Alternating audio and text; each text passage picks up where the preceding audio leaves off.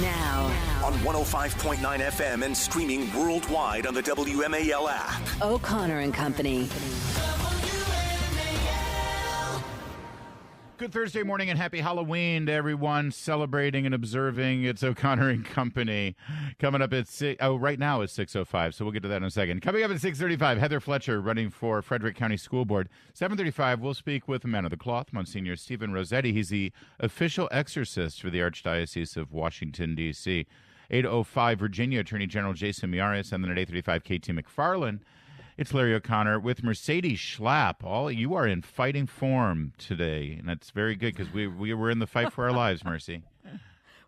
Well, I'm thinking we should get Monsignor Rossetti and do an exorcism at the White House right when Kamala gets out of there. There's some spiritual warfare afoot, definitely. We got to get some sanitation in that building as well. No Jason kidding. Snead. Jason Snead is the executive director of the Honest Elections Project. Boy, that's a worthy project. We'd love to walk away every election day thinking, well, my guy lost, but at least I know it was fair. We got to get there, Jason, and I'm glad that you and your organization are trying to move us in that direction. And if I may, sir, I think we had some good news yesterday as the Supreme Court brought the only logical and sane resolution to this Virginia voting rolls controversy, and that is that no, if you're not a citizen, you don't have the right to be on the voter rolls. Why was this even a close call, Jason? Well, thank you for having me on the program. And, you're right. It shouldn't have been a close call. In fact, it shouldn't have been a lawsuit.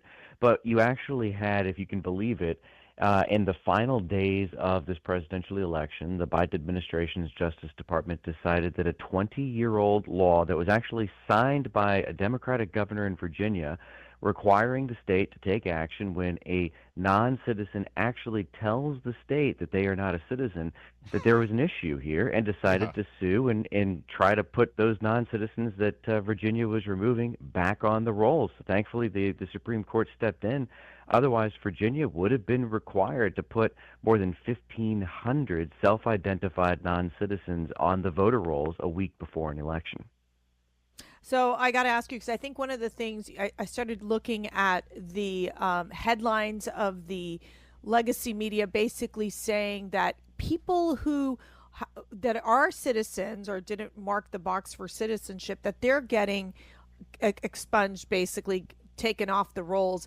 My understanding is that this is an individualized process that is in accordance with the state and federal laws in Virginia. So it's not like you're going out and just taking them all off. It's going individual by individual. Is that accurate? Well, that's right. These are individuals who have told the state that they are not a citizen. Registrars are following up to verify that.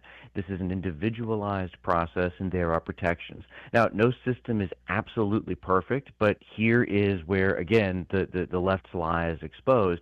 If a citizen is removed from the rolls in this process, there is same-day registration in the state of Virginia. So they can re-register and they can vote. No one's voting rights are being taken away. But here's what does take someone's voting rights away. If a non-citizen casts an illegal ballot, then a citizen is disenfranchised.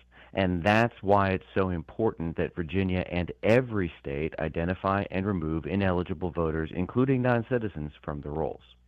We are speaking with Jason Snead, Executive Director of the Honest Elections Project, and I want to remind everyone that coming up at 8:05, Attorney General of Virginia, Jason Miyares, who fought this fight right up to the Supreme Court on behalf of the Old Dominion, he'll be joining us to talk about this. Jason, I'm in Michigan right now with Hillsdale College, finishing up a fellowship there, heading back to the D.C. area this afternoon. But it's a huge story here in the Great Lakes State that a Chinese national on the campus of University of Michigan in Ann Arbor voted in this election illegally. He then revealed that after the fact, several days later, but the vote's already been counted. It's already in the system, and there's nothing that can be done about that vote. That's insanity. Well, that's right, and that's why it's so important to stop all of these sorts of illegal voting and voter fraud before it happens, because what really happens is when a vote is cast and kind of put into the stream, as it were, it's almost impossible to pull that vote back. And so that's why you actually saw earlier this year Republicans in Congress introduce something called the SAVE Act, which would require proof of citizenship before someone registers and votes.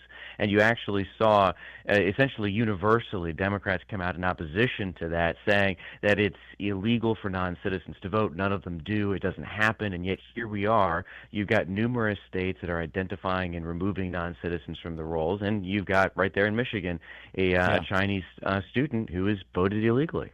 If I could follow up on that real fast, Mercy, just because you had mentioned earlier that the early voting numbers in Nevada are looking very good for Republicans. But, Mr. Snead, what about this latest Nevada decision now that allows unpostmarked mail-in ballots that show up 3 days after Election Day to be counted as a legal vote? That seems like it's an open door for fraud and for gaming the numbers. Well, this is one of the big problems with allowing ballots to come in after Election Day. It's why we actually advocate at my organization, ballots should be in by the close of polls on Election Day so that you can get a decision on Election night or close thereafter. But you're absolutely right. There's a basic requirement that a ballot should be cast before the election. And yet by allowing ballots to come in several days late and not even requiring a postmark, you're creating an opportunity for someone to slip a ballot into the system after Election Day if it looks like the results are not trending in the right direction from their perspective. So, this is a very, again, common sense policy of just getting every ballot in by the close of polls on Election Day. And you have states like Nevada that have decided to go in a very different direction. And now you've got a court that has stepped in and interpreted state law as essentially ambiguous, but saying that we're going to go ahead and let ballots come in even if they don't have postmarks. We're going to count them. I think it's a bad decision, and I think that's why every state should step up and change their laws so that ballots are in by Election Day. Yeah, no, I think you have the Nevada situation, but then you also have the situation, Jason, in Oregon and Washington, where these ballot boxes, they've been set on fire in the investigation. It feels they're finding evidence of sort of this they found some sort of free Gaza propaganda around it. I mean, it just, you get to a point that you're like, okay, it's better just to go vote in person. Like these ballot boxes, talk about like one problem after another. Well, that's right, and these Dropbox fires are proof again of why it's so important for states to have, if they're going to use drop boxes at all, to have security around them. If you take a look at what states like Florida do when they've got drop boxes, they're regulated. They are only accessible during business hours. And when they are open, there's someone there. They're actually staffed. They're manned. The idea that you can have boxes that are accessible 24 hours a day, that ballots are going to be left in them overnight, that creates all these opportunities for people to either stuff illegal ballots into them, through fraud, which we've seen, or as we've seen, very explosively recently, light ballots on fire or tamper with or destroy the ballots that are in those boxes. So insecure drop boxes are just a horrible idea. Real fast, Jason, on this Supreme Court decision, state Supreme Court in Nevada, as well as I believe that there was a recent decision in Pennsylvania, which is also a little suspicious in terms of some of these last-minute maneuverings to undermine election integrity protocols. Is that the end of that? Are those states going to be taking this to the Supreme Court, or are we just going to have to watch and hope for the best in those states? Well, I think we're going to have to watch and hope for the best, and we've got a number of other lawsuits that are working their way through the courts in various states. And in Pennsylvania, you've got a decision that is once again the left trying to count undated ballots in violation of state law. So there's still a few days left before the election. There's plenty of time for these lawsuits to get worked out, and we've got a lot more, I think, to be paying attention to before we come to Tuesday. We'll have to leave it there, though, sadly. Thank you for joining us, though, and hopefully we won't need to call on you for your expertise after the election, but we might. Jason Snead, Honest Elections Project. Thank you, sir. Great to be with you. It's 6:15. WMAL. Making sense of the news. Live from the Home Paramount Pest Control Studios. Home Paramount, the leader in pest control since 1939. We'll get to the trick-or-treating at the White House in a moment. As I said, though, Mercedes, I want to play this one soundbite following up on this discussion about election integrity. Jim Acosta on CNN sort of gave away the story here without realizing what he was doing. Understand the decision that came down from the Supreme Court yesterday, and we'll speak with Attorney General Jason Miyares later in the program about it, where the Supreme Court said, yes, it is absolutely proper and appropriate for the state of Virginia to remove non-citizens from the voter rolls. Non-citizens have no right to be on the voter rolls since a non-citizen voting is an illegal act, right? Seems like logic, just basic, fundamental logic that that's the case. Listen to how Jim Acosta characterized it. Breaking news now. The Supreme Court is allowing Virginia to purge suspected non-citizen voter registrations. This is a big decision from the Supreme Court. Just came in moments ago. I want to go straight to CNN's Paula Reed. Paula, what can you tell us? Jim, this is incredibly significant because this is one of the court's first significant decisions ahead of next week's election. Here, they are allowing the state of Virginia to continue with a program that will purge suspected non-citizens from its voter registration rolls. Now, this is a bit of a surprise because... By the way, real fast, I just need to interject. These are not suspected non-citizens. These are self-identified non-citizens. These are people who have actually said, we are non-citizens. So this is propaganda. Propaganda spinning it to sound like, oh, you have a Hispanic-sounding name, so we're going to remove you from the voter rolls. That's not what this is about, but that's fine. Because the trial court and the appellate court sided with the Biden administration that objected to this purge, saying that the state cannot, under federal law, remove large groups of people from the voter rolls within 90 days of an election, though there is nothing stopping them from investigating individual voters and removing them from the voter rolls. Now, former President Trump has seized on this issue in Virginia, as have other Republicans, as a way that they should be able to remove suspected non-citizens, calling it sort of a common sense move. And here, a court divided across partisan lines, siding with Republicans. Now, Governor Youngkin, who is implementing or attempting to implement this program, he has issued a statement saying, quote, "This is a victory for common sense and election fairness." So there you go. The entire thing was framed as a win for Republicans. Right. They sided with Republicans. This is a Republican victory. Think about that for a minute. Making sure that non-citizens aren't voting in our elections is a victory for Republicans. But remember the philosophy of the Democrats, like that they want the non-citizens to vote. I mean, in Washington, D.C., in local races, non-citizens can vote. I mean, this is fundamentally anti-American. It is anti what we should be believing in. You know, you earn the right to vote here. And what's the point if you of come being from citizen? a different country? Now, if you're born here, that's a different story. But why go through the process of being a disgusting. citizen at this point? No, I know. But listen, I love that CNN is being honest about it. It's a win for Republicans. Not for the rule of law, not for our country, it's not the win not for the Americans. Right. Yeah. Win for Republicans. Yeah. All right. We need real fast, eligible voters. Very disturbing scene at the White House last night as the president participated in the annual trick-or-treat process. Now, you'll remember, here's cut 15, President Trump raised the alarm about some disturbing behavior in Springfield, Ohio. Springfield, they're eating the dogs, the people that came in. They're eating the cats. They're eating the pets of the people that live there. Very disturbing and horrible, as you know, when that dominated the news cycle for a bit. But now the Biden administration, and Joe Biden himself in particular, has upped the ante. Forget about eating the dogs and eating the pets. This president apparently wants to eat a baby. He has been every single infant in the arms of a mother. I'm assuming it's a mother. I hate to, assume such things. Okay, let's just say a birthing person. Every single baby in the arms of a birthing person during trick-or-treating last night. Don't use birthing person because I can't. I hate it. Was greeted, I was using it ironically. Every single baby was greeted by the President of the United States with his mouth wrapped around one of their limbs. He bit every single one of these babies. It's the weird. What is wrong with this man? This photo in particular, it looks like the baby is dressed up like a chicken. So, I mean, technically, Joe Biden might have confused the baby for I need some chicken leg right there. So he thought it was a chicken. But he is literally biting the baby. Like, it is so bizarre. I'm so sorry. It is the strangest thing ever. Even the mom's kind of like looking down going, what the heck is this crazy old senile man doing? You're giving him way too much. You're extending way too much grace to this disaster of a human being. Oh, sure, he thought it was a chicken. No. Somebody else brought a baby up.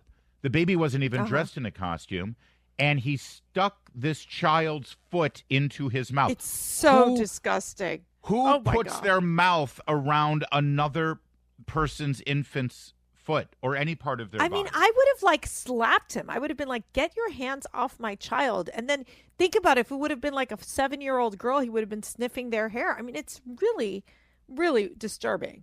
It is incredibly disturbing. And it makes you pine for the days when Donald Trump was handling the trick-or-treating and he put the candy bars on the head of on top of the kid's head. The kid who was dressed like the Minion. That was hilarious. Well, my girls loved it. That was one of their favorite events. Did they trick-or-treat at the White House? Oh, yeah, and they loved, and sweet Ava, Ava's the sweetest Schlapp, and Ava goes up to Melania and just is so in awe of her, and she goes, you are so beautiful. Aww. Yeah, strangely, during this entire thing, I didn't see Jill, but was Dr. Jill there at the trick-or-treating event? Well, at least you kept Hunter from, putting drugs into the candy. I mean, seriously. Yes, exactly. Oh, my gosh. Every single piece of candy coming from the White House should be drug tested. Make sure there's no cocaine in the drugs for the kids. Cut 16 here. Jesse Waters also witnessed the baby cannibalism going on there. What do you have to say? Baby cannibalism. Biden's been putting a foot in his mouth all week. Watch stuff. Hey-oh, there you go. It's 6:24. Now on 105.9 FM and streaming worldwide on the WMAL app. O'Connor and Company. Our busy lives just got busier as we are now 5 days away from Election Day. It's Halloween Day, and it's O'Connor and Company getting things done. Larry and Mercedes Schlapp. Mercedes, are you ready? You're going to have a big week next week. You're going to be all over Newsmax. You're going to be back here on Thursday morning for O'Connor and Company, and it's go time. It's go time. I feel like it's been go time, but next week is critical. I think I don't know, it's like preparing for like a marathon, although I've never run a marathon. Although Ava and I are going to start training for a 5K. It's what I would think it's like you're getting for, it's like getting ready for the Super Bowl, although I've never been in the Super Bowl either. But either way, like, we are ready. Okay. It's like getting ready for a presidential election. It's like you're making all these analogies and metaphors of things you've never done, whereupon you could actually draw upon your experience considering you've done presidential elections before. Yeah, that I can do. At 7:35, Monsignor Stephen Rossetti is going to come in here and perform an exorcism on all of us. He is the exorcist for the D.C. Archdiocese. And we're going to talk about spiritual warfare and Halloween. 8:05, Virginia Attorney General Jason Miyares. 8:35, K.T. McFarland. Right now, Heather Fletcher. Remember that name, Heather Fletcher, Heather Fletcher, Heather Fletcher, Heather Fletcher. I'm saying it over and over again because if you want to vote for her, and I think you do, for Frederick County School Board, you've got to write it in. So we're going to start there. First of all, Heather Fletcher, good morning. Thanks for joining us. Good morning, Larry and Mercedes. Thank you so much for having me on your show. A true honor. When you are a write-in candidate, first of all, you're already qualified. You have to go through this whole process to be a legit write-in candidate. And then what does the voter do? If they put Heather in, is that enough? If they put Fletcher in, is that enough? Do they have to spell it perfectly? What are the protocols here?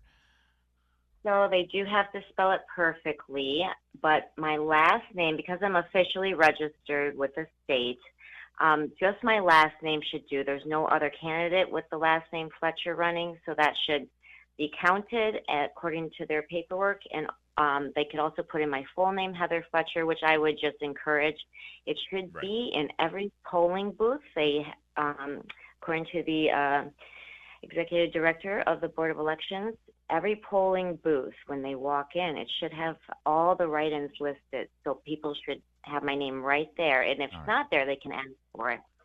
Now let's get to why everyone should write in Heather Fletcher on their ballot in Frederick County, because the numbers are astounding. Last year, over 68% of the high school students in Frederick County failed their college and career readiness tests. Right. I mean, this is talk about right track, wrong track. Whatever direction Frederick County School Board and Board of Education is going on, it is wrong. And tell us how you're going to right this ship.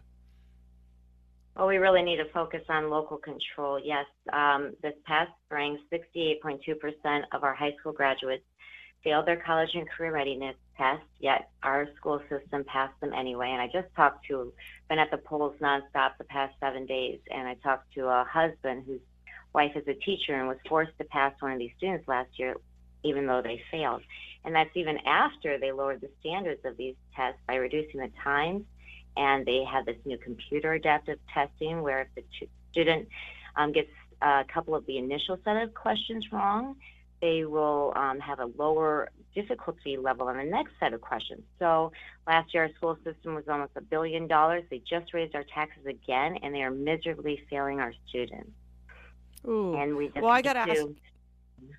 Sorry, I've got to ask you, Heather, we've seen about 443 mandates that every student be asked their pronouns, and their pronouns must be used in all interactions. I was just talking to a friend of mine whose daughter in one of the Maryland schools was actually expelled for refusing to use a pronoun of her classmate. I mean, this is outrageous. The fact is that there's no respect for individuals who basically say, look, I'm not going to fall into this pronoun nonsense. In addition to that, we've seen the Frederick County Public Schools, they've integrated critical race theory into the family life curriculum for middle and high school students. I mean, I just can't understand how these liberal far left candidates continue to win. Well, what's happened is now the teachers' unions are in bed with the school systems and the government, and so they're no longer protecting the teachers. If you won't use a non-standard pronoun for a child because you know that's wrong and it violates your conscience, they're going to fire you. So there's no protection now for teachers that don't agree with this. And the teachers' unions, they just spent about $66,000 in our county alone, in Frederick County, about $425,000 statewide to defeat candidates like myself, because they want to get their candidates in there because they know if they're bought and paid for, they're going to do exactly what FCPS tells them to do, exactly what the teachers' unions tell them to do, and they will not listen to the parents, not one bit.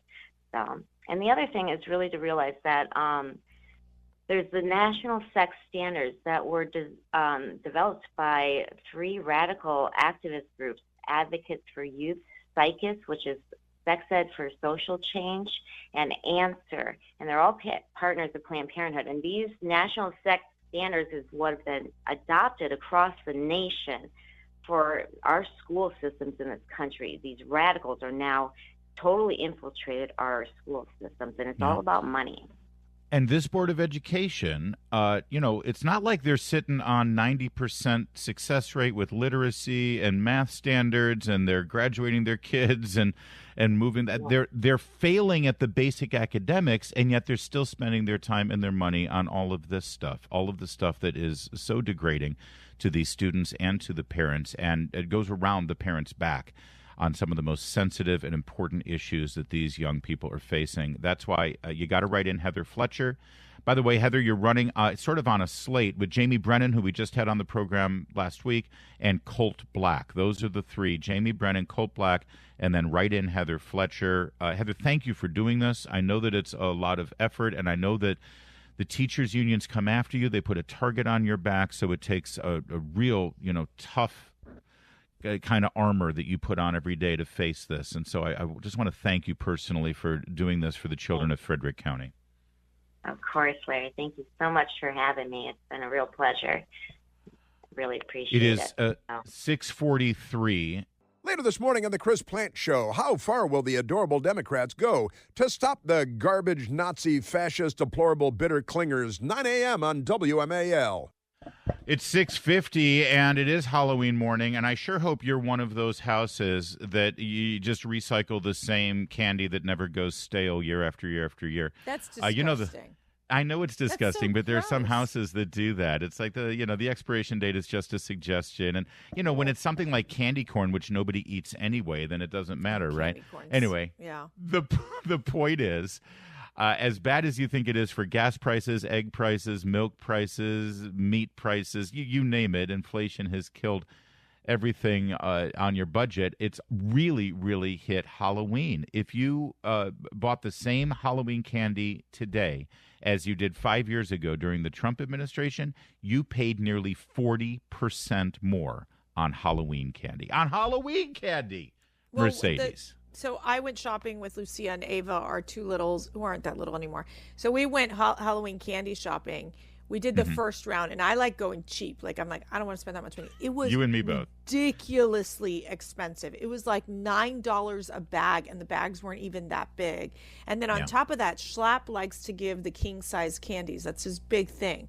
So he's like, you got to get the king-size candies. So I bought some. My guess is Matt's going to go out and buy more today because he's going to be like, you don't have enough.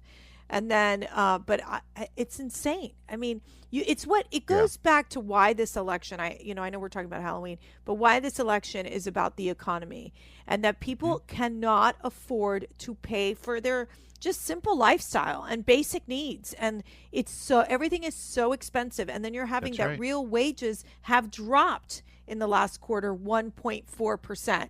So talk about the fact that the Democrats are like, yeah, the economy, it's doing great. I'm sorry. The people, they are not feeling it. Absolutely. And no, this is absolutely connected directly to the election and the ability for us in just a few days to finally turn this ship around and put it in the right direction and fix what Kamala Harris and Joe Biden have broken. And it's appropriate to connect all the money that you have to spend on your basic needs and necessities, and even, yes, some treats like Halloween candy, is through the 40% increase over the last 5 years. In the great words of that fine Virginian patriot who sacrificed everything for our revolution, give me peanut butter cups or give me death. It's 6:52. Making sense of your world. I listen to you all the time. News Talk 105.9 WMAL. It drives me crazy because you're right. Making sense of the news.